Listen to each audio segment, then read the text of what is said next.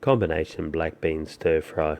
This is 583 calories and it's worth every single one. Relatively complex dish compared to what I normally film.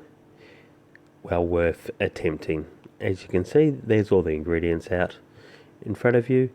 When you're cutting the vegetables up, the denser the vegetable or the firmer the vegetable, the smaller you cut it, so things cook evenly at the same pace. This satisfies all the buzzwords. It's gluten-free, it's relatively low GI, egg-free, dairy-free, definitely not flavour-free though. Again, I'm using more chili than what one would normally use. I'm addicted to chili. Note how fine I'm cutting the ginger up as well. You can't have ginger too large. It just doesn't taste nice at all.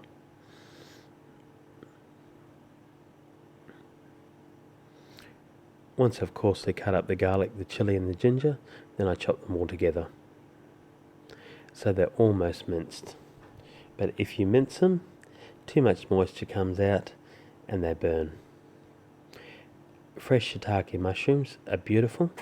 You can use dried mushrooms and reconstitute them, but the fresh ones are amazing and you can buy them in most Asian groceries. I have roast chicken breast, so I'm just stripping that down into smaller pieces. I've got pulled goat leg, remove some of the tendons, and then rather than pull it into smaller pieces, I'm just coarsely chopping it up.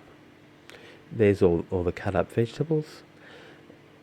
Start with the meat and the garlic shoots.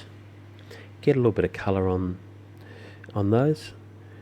Throw some more of the vegetables in. And this is something that we're cooking in 2 lots. So I put a little bit of water in there to evaporate. Okay. And that's pretty much cooked. Now I'm cooking the second lot. Black beans, the white part of the shallot, and the garlic, ginger and chili. Cooking that till it's aromatic, and then I throw the vegetable stock in.